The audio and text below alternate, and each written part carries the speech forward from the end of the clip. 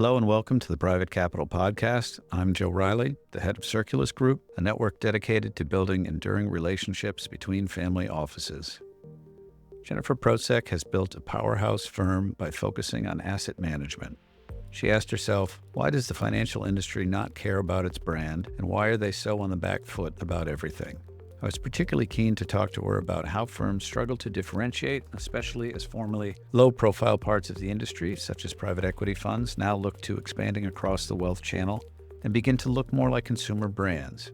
We talk about how she built the firm from small beginnings, being prepared for a crisis in advance, the importance of brand for family offices, how to go from high-level branding down the funnel to actual ROI, how to navigate the Milken and Davos conferences, and the future of AI in communications.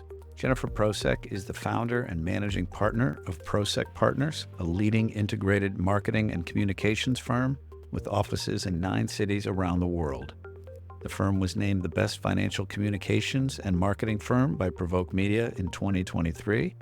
Jennifer was also listed personally on the Wall Street Journal's Most Influential Decision Makers list in 2023 and 24. She is the author of 2 books, Army of Entrepreneurs and Raising Can-Do Kids. Jennifer is on the board of the Mount Sinai Health System and the Museum of the City of New York. Jennifer received her MBA from Columbia University and a BA in English Literature from Miami University. Jen is also known for her pithy sayings, and we managed to get a new one from her at the end. Please enjoy my conversation with Jennifer Prosek. This podcast is for educational and entertainment purposes only. Anything said by the guests or host should not be construed as legal or investment advice. Thanks for listening. Could you start by telling us a little bit about the business? What is Prosek? So Prosek was born with what was a crazy idea at the time. And that idea was, well, it was really born with a question. Why does the financial industry not care about its brand? And why are they so on the back foot about everything in my world? And having worked in the consumer world a little bit and understanding how consumer companies care about their brands, I thought one day this has to change.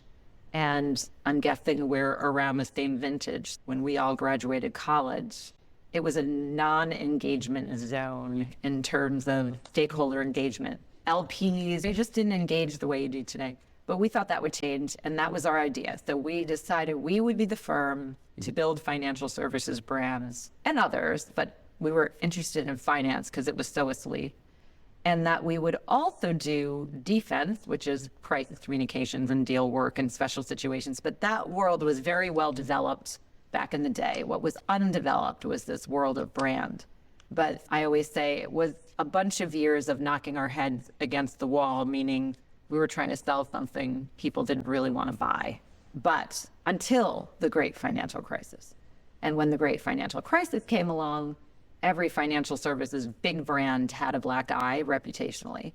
And they famously, the Goldmans of the world, decided, guess what? Defense doesn't work anymore. We're going to go on the offense. We're going to proactively manage our reputation, our brand. We're going to engage with stakeholders.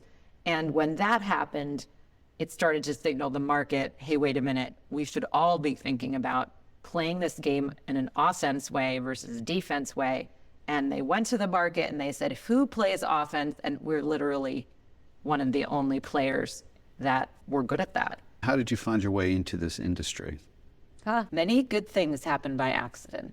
You studied English. Did you ever want to be a Yeah. professor?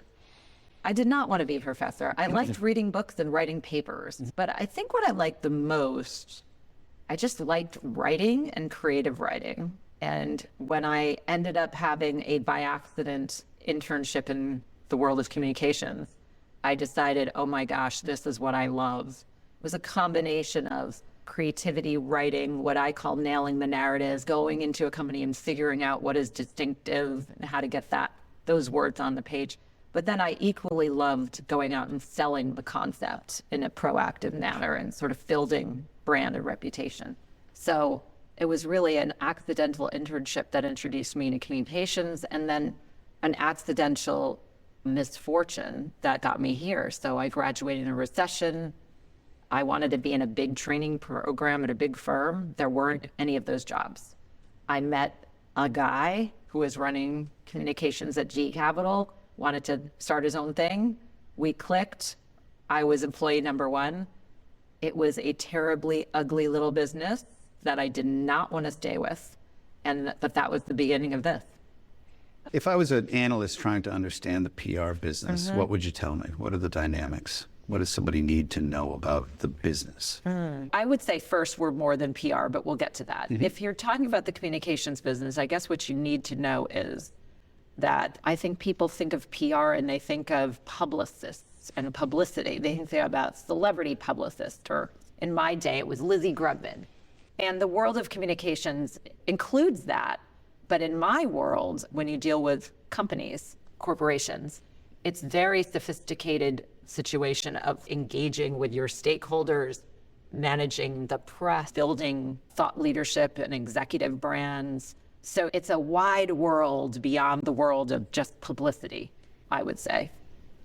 How do you think of yourself as a competitor? Oh, so I would say we fit into what is called the strategic financial and marketing communications firms. And when I say strategic, there's a whole group of firms that consider themselves the strategics. And they are working primarily on, a lot of them are working primarily on issues in crisis management and special situations work. So if you have an M&A transaction or you have a crisis, like a problem that needs to be solved, we do that work, so we would be lumped into the strategics. But what we also do, which I'm very proud of, which was frankly relatively frowned down upon by the strategics, is actually executing the work. It's great to be strategic, but you need people who can wake up every day and on the offense side of the business and say, I'm going to move the ball forward for my client. I'm going to build their brand. Building brand is an everyday, wake up every morning, push the ball forward exercise. In the strategic world, it is mostly a defense game. Something is happening, I need to react to it. Now, I've got to have a smart reaction because usually the stakes are very high, but it's a reactive exercise. So I would say we are a combination of both. We do this proactive waking up every day to be a partner with our client on everything reputation and marketing. And then we also do the side, which is, okay, a major strategic event is happening, an M&A transaction, an IPO, a crisis. We do that work too. But I think the work we're famous for is definitely the brand building side of the equation. For the last 10 years, as you were building this business, what were the bottlenecks and how did you overcome them? It's funny. You do think about, I remember when we were 10 employees, 25 employees, 50 employees, 75 employees, 250 employees. Now we're almost 450. There are stages and ceilings to break through on all those things. I think the most important thing to scaling a business, people always say this, hiring people that are better at you at certain things and allowing them to do it. When I went to business school, my professor asked me, do you want to run a company or a practice? And I'm like, ooh, talk me through that. He said, a practice is all about you. Probably could get to 40 people or something like that, but people are hiring the firm for you. When you get hit by a bus one day, the business probably doesn't move on because you're the business. It's a practice. A company scales and grows, and one day when you get hit by the bus, it goes on. It's a company that can survive you. And I said, ooh, this is the most important thing I've learned. Maybe I want a company. So every day I've woken up and I've said, I want a company. And that means, hiring great teams who can do things without you, who can do things better than you. And also building a firm with a value system and a culture that is very distinctive that probably doesn't change over the course of time. So people ask me, how big are you going to get? And I always say, we'll get as big as we can continue to do the most quality work for the best companies in the world. And we don't mess up the real magic of the firm, which is the culture. So how does Prosek get to 200 million? I think we consistently execute against the culture and the work, but we also have to, like every company, see around corners. What are not the needs today? What are the needs going to be tomorrow or in 5 years and 10 years? So also building solutions that are way ahead of our clients so that we are seeing around corners. I think the seeing around corners isn't just what are the needs in the future, but also obviously what could disrupt this whole thing. You can't be in business without thinking about, for instance, how AI is going to create opportunity, but also wipe out a certain part of your business. Does that concern you? Oh yeah. Listen, the machines can do already about 30% of what we are paid to do. So you want to write a speech, you can hire my speechwriter. You could also ask ChatGPT to do it. And hopefully you still love what my speechwriter does better. But if the machine really gets as good as the human, that's not something you're going to pay us to do. So I think there are certain areas of our business, like content, that are very easy to disrupt.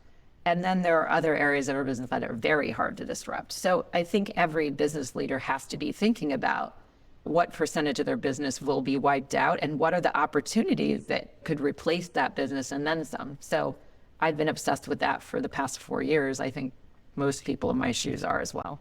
Do you think it gives people an opportunity to stand out because they might be more idiosyncratic or they might be different thinkers? I think that I call it best and highest use. The machines allow humans to do their best and highest use. But you better be best and highest. Like you have to have, to your point, you have to do something really well and distinctively. But I think the machines will become our co-pilots and make us better. But that really does require being way up the food chain with what you do, whether it's idiosyncratic or not. But I think that the way I'm thinking about it now is this co-piloting thing where you're going to have this co-pilot who does all these great things for you, but then you have to be able to add your humanic special sauce. A big part of crisis management is being prepared in advance. Sure. How do you prep your clients for that? There's a certain amount of things that you can predict might happen to your business. It's figuring out what are the things that we could predict could happen. A cybersecurity breach, for instance. Everyone's going to face that. I think exercising around the things you can predict and then having a system for the things you can't predict. So when something goes wrong and it wasn't in the predictions book, like a global pandemic, what is the process of figuring that out in real time? Who should be at the table? Who should be taking the call from the media? Who should be? And I think too many organizations don't have, if you can't predict it, they still don't have the process to get it done in the moment, the who's on deck, who's responsible, who comes together, who says what. And I think having that, and also for the larger organizations, we actually do mock drills and we come up with a crisis no one's heard of. And we actually figure out how good, we give ourselves a grade for how good were we in the simulation of going through the process. And that's what large global companies do. There is no large global company in the world that doesn't have crisis mapping, a crisis plan, a team, a war room, a ready to go. And I think that's really important, even if you're a small private markets firm, to take your cues from the best in the world. I always say to my clients, don't learn how to market from your competition. Learn how to market from the best marketers in the world. Follow what Google and Microsoft and Starbucks are doing. Unfortunately, the private markets world or the financial world has been the laggard as a lot of things. Looking at what large A+ global companies do is really important. Getting out of our own space. So let's talk about branding and that recent report you did. Sure. So based on that report, how do you think about the asset management industry and what's happening? Yeah. If you asked us so take a step back. We have two types of clients, either a major global corporation or a private markets firm. We were the first firm to decide the private markets would be great clients, and we have grown up with them. And for many private markets firms, we've started their brand journey, which has been really interesting. So if you ask me what are the major themes in the portfolios of the private markets, one is the democratization of alternatives, the wealth channel. Everyone sees retail as a massive opportunity of expansion, and it is. So the paper we just released was called Reaching for Retail. And it was really about brand marketing and communications in that space. So we learned a bunch of things. One, we learned, and again, part of the learning was through data, and part of the learning was just through 100 some odd clients we have all experiencing the same thing.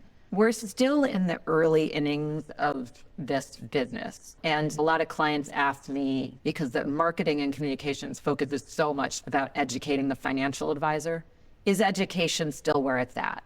The answer is yes. Meaning there's still a lot of education that needs to be done of the financial advisors and wealth channel to even maximize this major trend.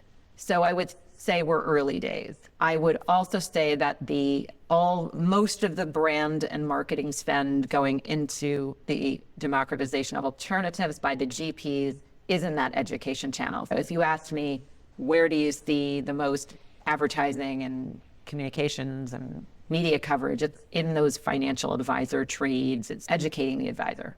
The opportunity, of course, the big opportunity is that you, as a qualified investor, actually know the brands. I want Apollo in my portfolio. I want Blackstone in my portfolio. That's the holy grail eventually, is that the high net worth individual actually knows the brands, asks for the brands, or when the financial advisor recommends the brand, you want it because you've recognized it. That is not happening yet. The consumer doesn't really know one brand for the other. But in fairness, even the most sophisticated marketers in the GP space have really just started their consumer marketing journey. So if you look at Blackstone, they've been very early in brand and marketing and distribution in this democratization of alternatives. They just launched an advertising campaign, right, to the consumer, which is really very early in the game. Blue Owl, I don't know if you saw their activation at the US Open. The first time I've seen an alternative asset management brand at the US Open. That is obviously a financial advisor and high net worth play. That's real consumer marketing. Apollo is also doing something in golf. So you're seeing these early adopters to brand and marketing in that space doing things that are really interesting. And you're just going to see a lot more of that. They're just the pioneers, so to speak. So Goldman has brand and BlackRock has brand, but then there's a whole passel of wealth management firms, and they struggle to differentiate. Why do wealth management firms struggle? It's interesting. If you look at 10 wealth management brands around the same size or whatever, and you read their websites, you'll find that they say the same exact thing. So part of being distinctive is being distinctive, which is, by the way, why we have a business. We have a product called Nailing the Narratives, where we go in and we try to figure out what is distinctive and how to say it in a distinctive way so that there would be preference for your brand. Because you're really trying to create preference. If there's 10 firms that all look the same, how is preference created? If one out of the 10 stands out for the way they tell their story, that's not everything, but it gets you a little more interested. So I think, unfortunately, this space is still very immature when it comes to brand and marketing and communications. So you see that immaturity by the lack of distinction. I would say that is changing at a rapid pace. Firms are getting a lot more sophisticated about how to stand out, how to be distinctive, how to package that, and then how to tell that story in a distinctive way. There are brands, I think, that have broken out relatively quickly. Again, to pick on Blue Owl, most people know that brand. When did they even exist? Not so long ago. They've done a really good job being distinctive in the market and building a brand. I think there are examples, but you're right. There's still this sea of sameness for the most part in the industry. Do you think it's a fear of distinction, that folks don't want to be known for something particular? They obviously want to keep the door open. I definitely think people are afraid of not having optionality into everything. You can't be distinctive and be everything to everyone. So the distinction is either I do this product or solution really well, or the distinction could also be our culture is so different, it creates better results. So to pick on one firm, whether you love them or you hate them, Bridgewater, their radical truth and transparency brand, which we worked on for 17 years, that is a distinctive cultural brand. And that brand has basically said to the market that this culture we have, which is totally different, leads to the best returns in the world. And that has been the fascination, radical truth and transparency, the principles, all the things that they have built into the brand, I think created a fascination, a mystique, and a distinction. So you can distinguish yourself as the point on culture, values, and the way you do things, or you can be distinctive on the actual solution sets, for both. How would you contrast Bridgewater's message with somebody like AQR? I'd have to study that to give you a very sophisticated answer. I feel like AQR is a brand that has been known for sophisticated academic quants. And I think Bridgewater was known for this radical truth and transparency, and also some of their solutions all-weather portfolio. So I think both firms have distinguished themselves for the way they do it, and also who they are and what they are. Sometimes it's like who they are, what they are, who they hire. But I'd have to give you a better answer at another time, but that's off the top of my head. How does the narrative work for the client? So why does that? So maybe the radical transparency gets me in the door, but obviously I'm looking for performance. A great brand also has to come from reality and be authentic. If your returns are terrible all the time, no matter what you say about yourself, it's not going to matter. I think, but what brand does is can create preference across more people. It just creates more efficiency. Let me tell you about the rubric we usually use. In the private markets world, we always say our clients care mostly about talent, deals, and capital. So talent, do you want to work for me? Can I attract the best talent in the world? Deals, can I source the best deals in the world? And capital, can I raise the most money in the most efficient way? If people know you and respect you and you have credibility and a brand, that should make all three things more efficient. Like, I've heard of you, I want to work with you because I know about your culture, I know about the way you do it, and I'm attracted to it. So you're going to get inbound traffic from talent, not just outreach traffic from talent. On sourcing deals, if every entrepreneur in the world that you want to acquire knows what you do, what you stand for, respects you, you're going to source deals probably in a less competitive way. And then raising money, if the LPs have heard of you, know your strategy, have heard great things about you, know other LPs who have invested in you successfully, you're having what I call the second meeting, not the first, when you meet with them. Think about your first meeting usually with someone who doesn't know you. Spend the whole time educating. You don't even get to the meat of what you want to get to. If you're sitting down with an LP and they've heard of you, they know of you, they have a good feeling and a preference already, so you're having the second meeting or maybe the third meeting, not that first educational meeting. And that is the efficiency of brand and storytelling. And that efficiency, also think about how many sales people does a middle market private equity shop have? Not that many. You can only do so many one-on-one meetings, but you add the efficiency of storytelling and marketing and brand, you're just getting to more people in a more repetitious way over and over. So it's just creating that efficiency. As the business grows, an asset management business, when do the managers realize that they need help? Oh, that's a great question. Okay, so managers know they need help. Usually, listen, we're all human beings. We react to some catalyst in the world. People don't usually wake up in the morning and say, you know what? I'm going to care about my brand and reputation today. Usually something has happened to make a GP focus on it. It's either, wow, my competitor is getting way more popular than me, and that's not good for me.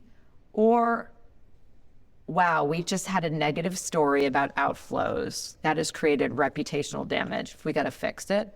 Or, I just had a nasty divorce and I'm in page 6 and every LP in the world is asking me about it. I need them to know more about the firm than my nasty divorce. There's a zillion catalysts, but usually there's some reason we're getting the phone call. But I would say this, and this is really shows a huge shift in the market. We get phone calls from new launches.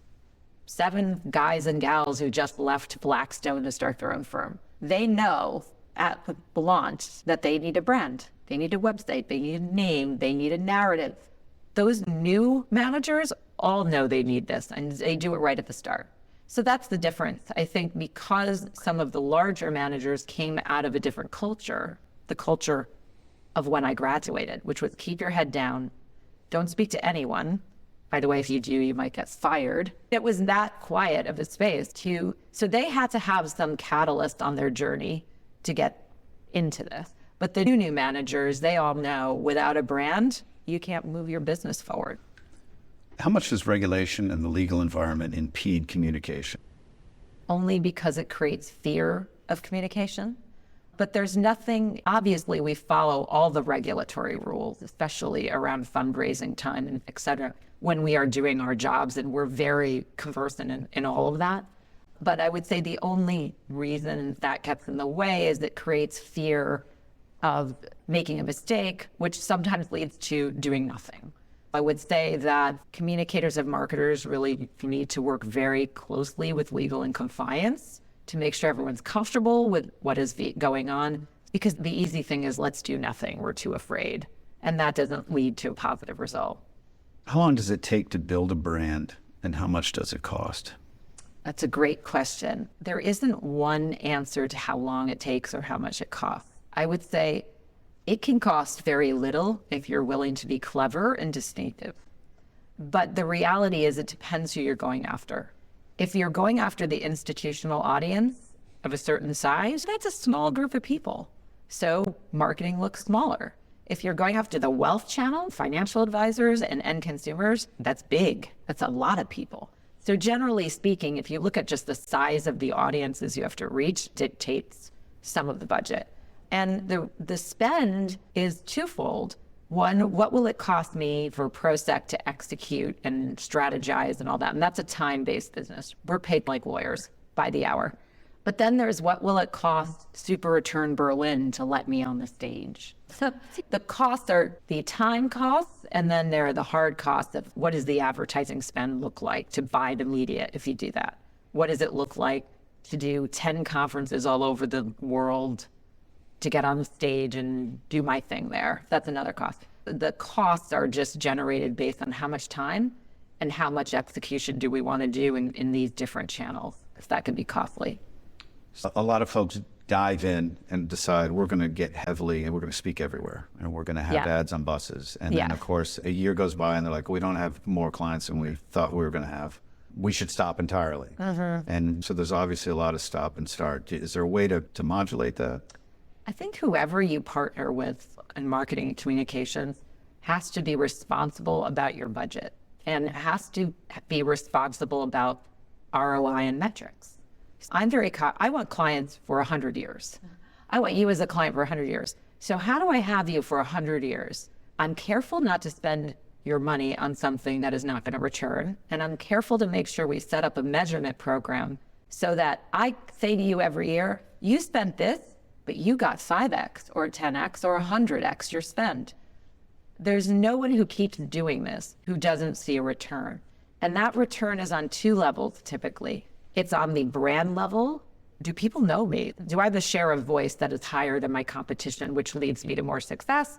The other side is bottom line commercial success. Did I meet more LPs? Did I raise more money? Did I do better deals? Did I hire better people? Those things are all measurable. And the beautiful thing about the private markets world is even the largest private markets firms are not big businesses. You could get very close to the results. One of the things I always say is I'm a wacky founder. Half my clients are wacky founders. When you're close to the founder and what's going on at that level, you really know the impact that is going on. So I think you need sophisticated measurement systems, but you also, there is the analogy, meaning like, hey, what happened when we did this for you? And you tell me, oh, well, we meet 3 new LPs and one of them converted. So I know there's commercial success there. But I think too many firms, unfortunately, have gotten away with murder. We go in and replace firms where I say, what metric system are you using? And the answer is none. That was a silly firm, because the reality is you're going to lose your business. At some point, someone's going to say, what is the ROI on the spend? And if there isn't an answer, that's the end of that. Sometimes it's tough to do attribution. Like I would say like the Blue Owl, so that's great that they're at US Open and now there's certain awareness, but at year end, is somebody going to sit down and say, what did that spend get us? Yes.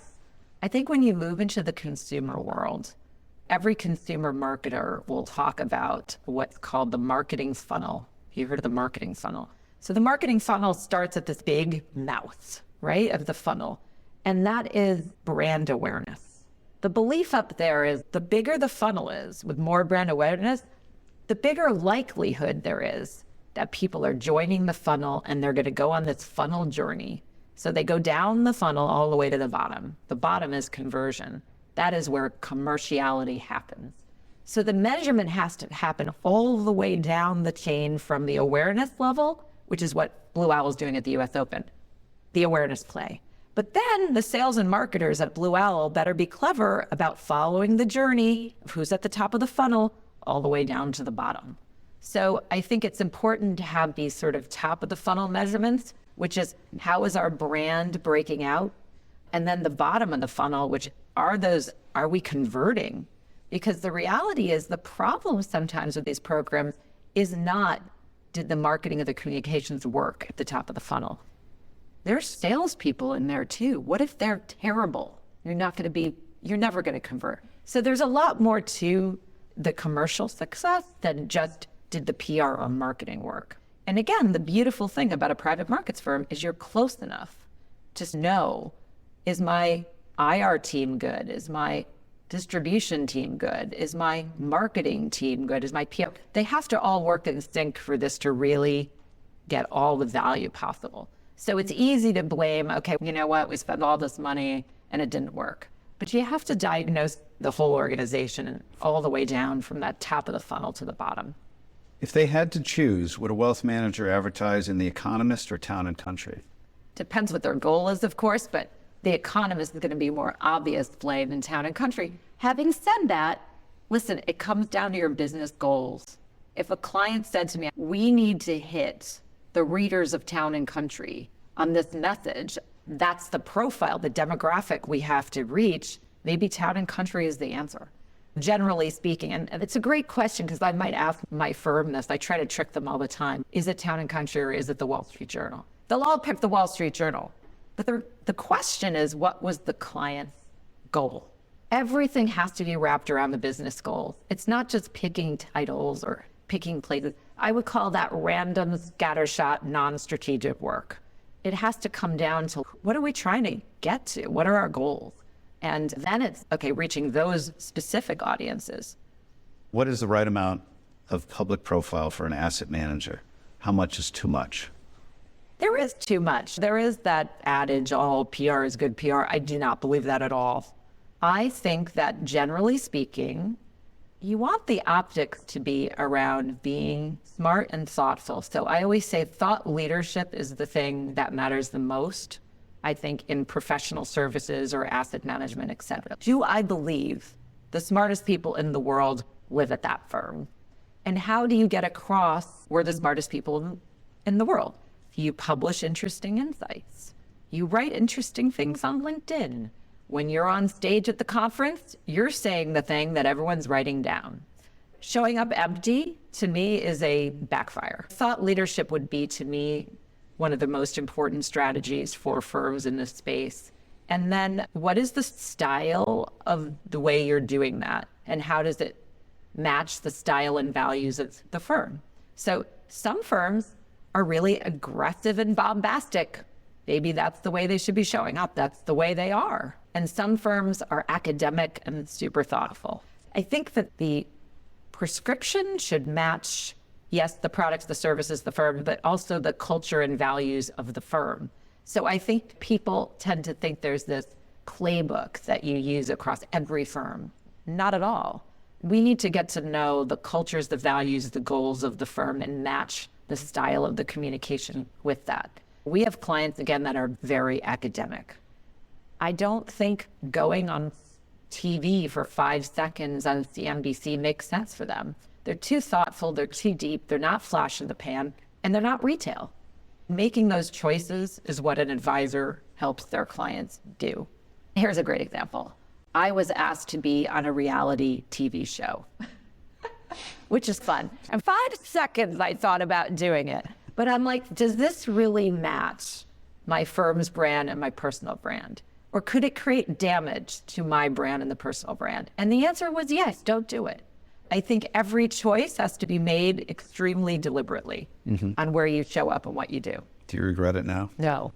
But I'll give you an example. My daughter and I, in the pandemic, we were bored and we would go fishing. My brother is a very famous fisherman and artist. And I would call Uncle James and say, we're bored, let's go fishing. So we'd go fishing. And we had so much fun fishing in the pandemic that we would do it once a week. And when the weather started getting cold, my daughter, who now is a great fisherman, of course, being a teenager, was like, Mom, it's so cold. Why are you dragging me out here to go fishing? Enough. And she said to me as we were casting into the cold wind, she goes, Mommy, You're annoyingly committed at everything.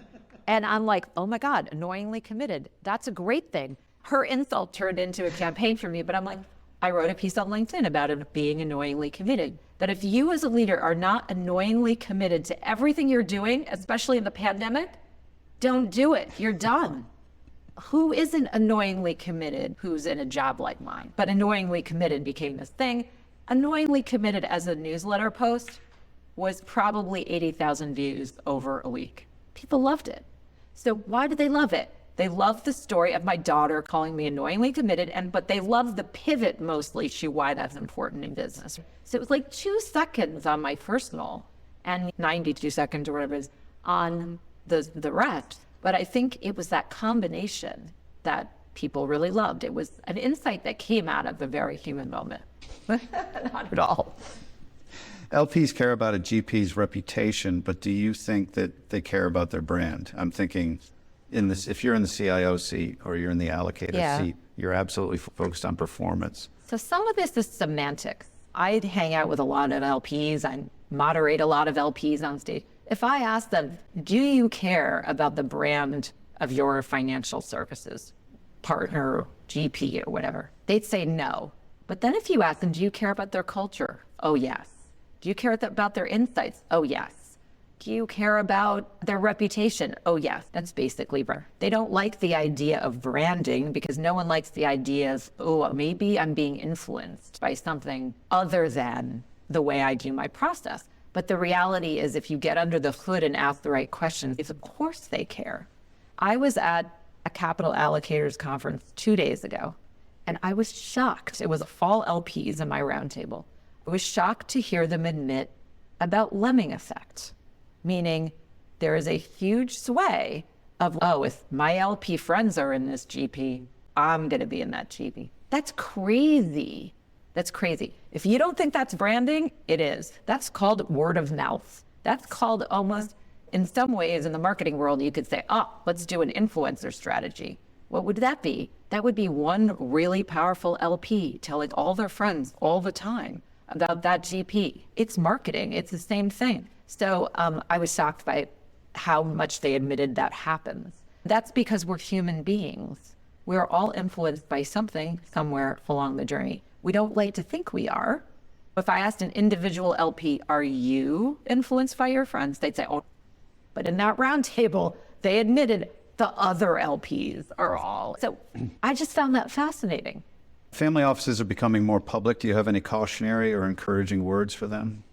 It's interesting. I have been called by a few family offices to do work around certain things. When family offices start to behave like GPs, like if they're competing for deals, they need a profile, meaning, why would I sell my company to you or do a deal with you? I've never heard of you. You're irrelevant, but I've really heard about that guy, that GP. So like sometimes I think if you're competing for deals as a family office, you start to think about the brand. I also think that more families are thinking about what is their brand narrative as a family. If you're a multi-generational family office, you might need a brand, meaning you want your belief system as a family to be passed on over and over. And what is that belief system? That's your narrative. That's your brand. So we've actually been hired by a few family offices to get on paper, what is our family narrative? What do we believe in as a family? What are we going to pass on? What kind of deals are we going to do and not do? And that's really interesting. So I think in the family office space, there are certain interesting little things going on like that. I would also say reputational damage, obviously, is something family offices have to deal with. If someone in the family makes a bad investment, or there's also family office repair in the reputational space that goes on.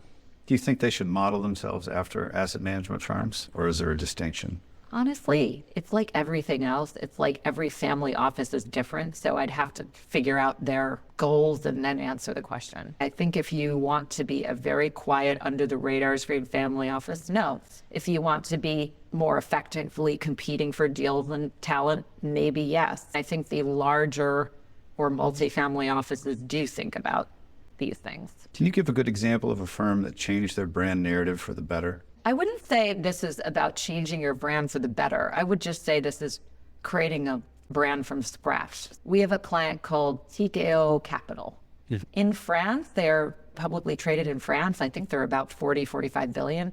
When those founders walk down the street in France, they're like KKR. Everyone knows them in Europe, huge brand.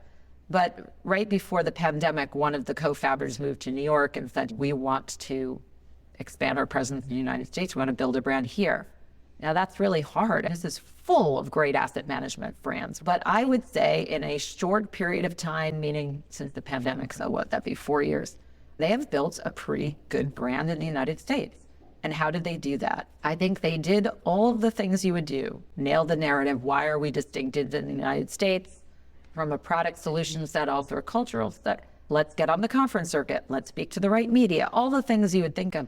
But, let me add the but. The reason I think they've been successful quicker than other firms who've come to the United States to build their brand is because they show up.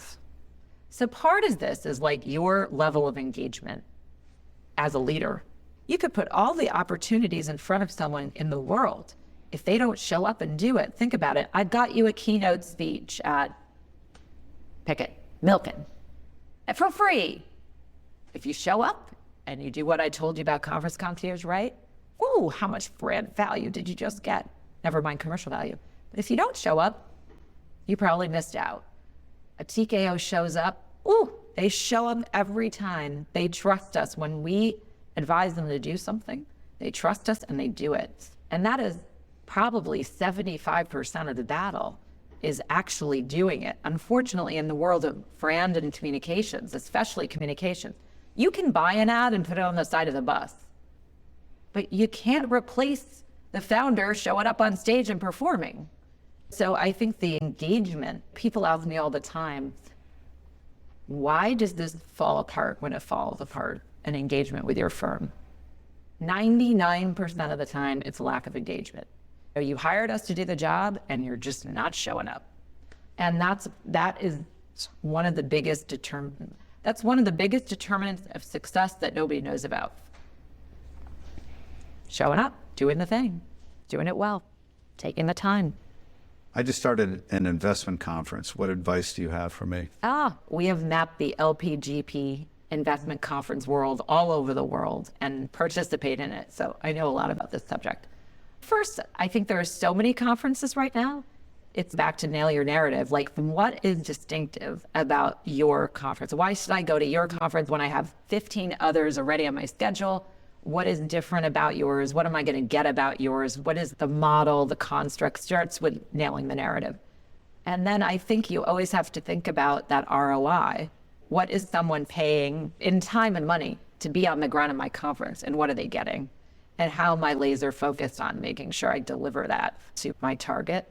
And I do think in most cases, and I would say in most cases, not all, one of the things people value at investment conferences is this combination of ROI. If I'm going to spend the time and money to go there, of course I want to meet my LPs. I want to do commercial things. I want to meet LPs for future relationships, et cetera. And then I also want to build my brand usually. So what are the visibility opportunities for me? Whether those are on stage opportunities or those are media opportunities. And again, it depends what kind of conference you're putting on. Visibility may not be part of the model, but I think it's just nailing the narrative, figuring out what's distinctive and what is the value to the audience. So how do you maximize your ROI at a large event if you're going to go to Davos for the first time? Yeah. Davos, you picked a particularly tricky first-time venture, but I can answer the question. Davos is very expensive. You can't really go to Davos without being a partner of the World Economic Forum. That is a process. You don't just call them up and say, I want to be a partner. They have to approve you. And I don't know, call it $350,000 minimum spend. So you're getting into a big ticket situation. The ROI is harder to achieve in a big ticket situation. So what should you be thinking about? You should be thinking about, again, the commercial side. Who will be at Davos that I want to meet?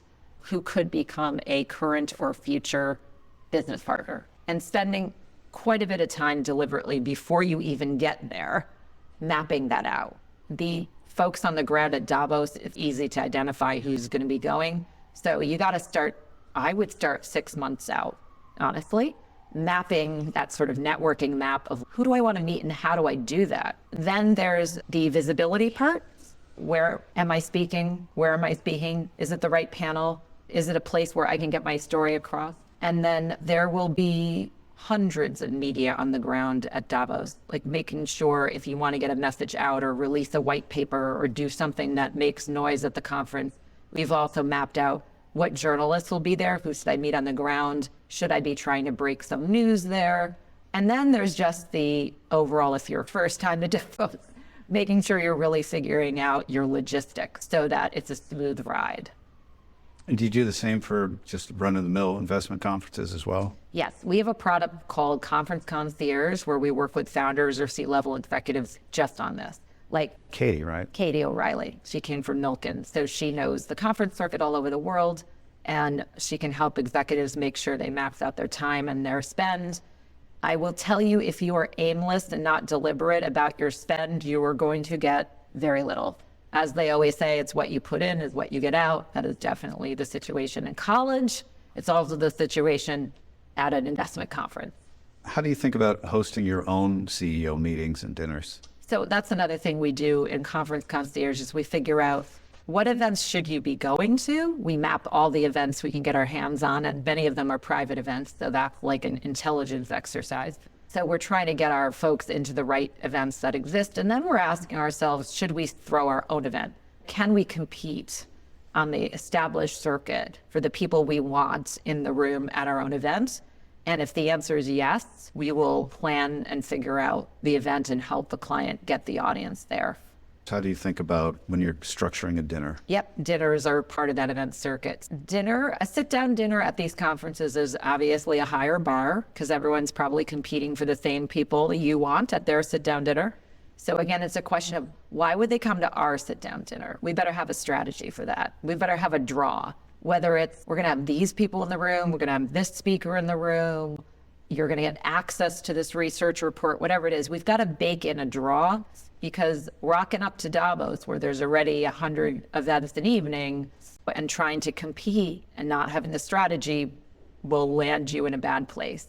I always say year one, at least for us, when we did our first event there, year one, I like a sort of open house cocktail party because people can then stop at your event and the other 4 events they want to stop at. They come in, they have a drink for an hour, you get to see them, and then they go off. That's a lower bar than a sit-down dinner. So it just depends how brave you want to be year one and how confident you feel about the competition. When you do host a dinner, do you do anything to facilitate the conversation? So my favorite dinner is a salon-style dinner where there is a moderator. I do this all the time, moderating the room and getting everyone to actually know each other. I like a room full of 20 people where all 20 are stars and the moderator is great. And the moderator knows exactly what to call on every person for and gets that room engaged. Why? Because first of all, you would never go to that 20-person dinner if all 19 people aren't people you want to know, but you want to know them. That's why I don't love speakers all the time. I want to know them because I want to know who to follow up with for my own selfish needs. When you moderate a table and you really showcase the brains in the room, everyone will get to know each other. And I believe one of the greatest gifts in business is the gift of a network. So you're basically gifting 19 other people someone should get to know, and you're facilitating a safe space where they can really get to know them well. I think, to me, that's the most powerful. Do you think conference panels are broken? How can they be improved?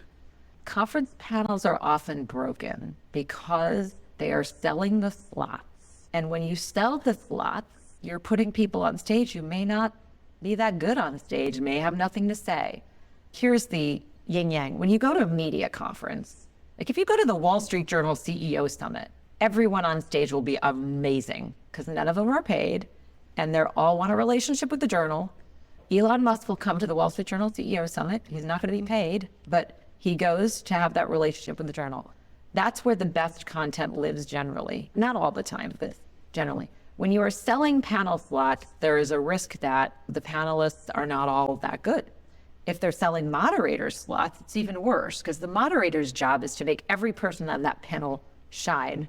And if the moderator's weak, the whole panel dies. So this is a huge subject for me because I do a ton of moderating and I take it super seriously. And it takes probably on average 25 hours of preparation to get a panel right. So you recently did a panel. How did you prep for it? I recently did a panel interviewing Liam Panetta and Mike Pompeo. Now that's a Republican and a Democrat, former Secretary of Defense, former Secretary of State, both CIA directors. It's going to be supercharged. And you also know those guys don't want to get on stage and have a fight. So there's this sort of normal preparation. Of course, you need to know those people super deeply to do this job right. But there's also going to be, right before an election, maybe some fireworks on stage. So the moderator doesn't just have to bring out the best in everyone. They have to have that sort of feel for, okay, this sort of combating on stage has gone too far, let's bring it back in.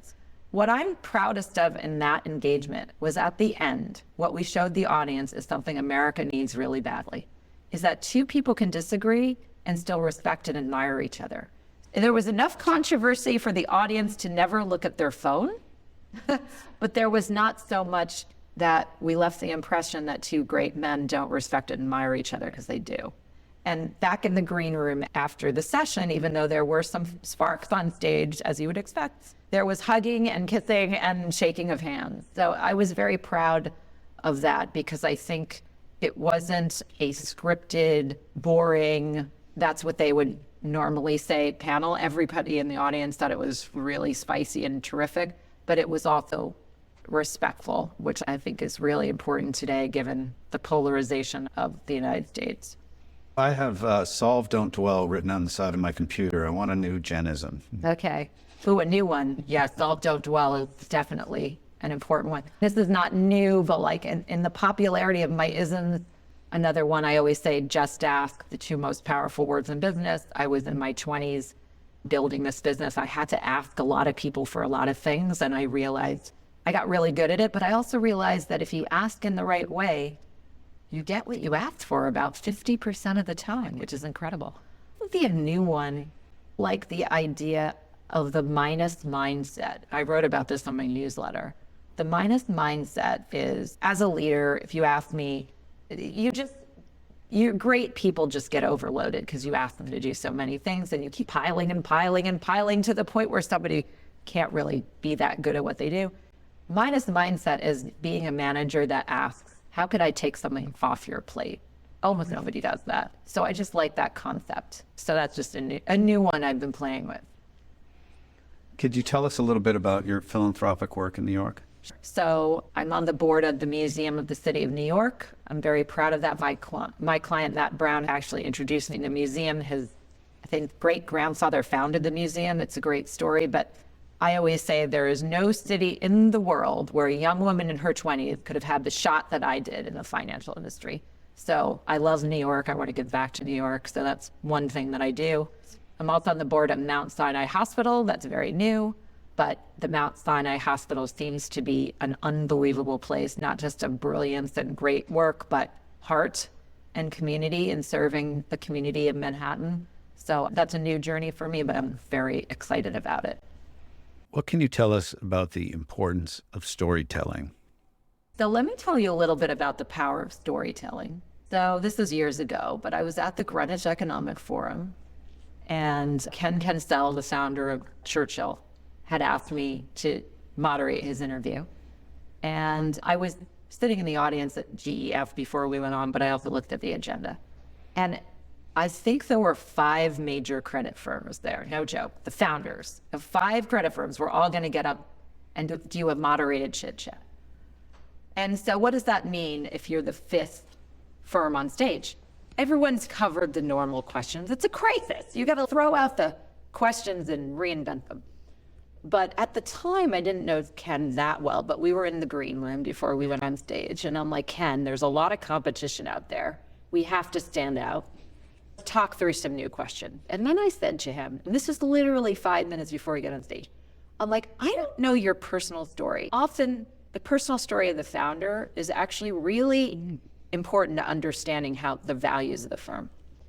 And so he starts by telling me he was left at a hospital in a basket by his biological parents, like the movies. He was an orphan. He was raised by his blue-collar uncle. And he starts telling me the story. And I said to him, you only have 5 minutes. I just learned something about you in 5 minutes. And this was at the height of the interest in diversity in asset managers. And I'm like, Ken, do you think you look at the world the same way, given your background?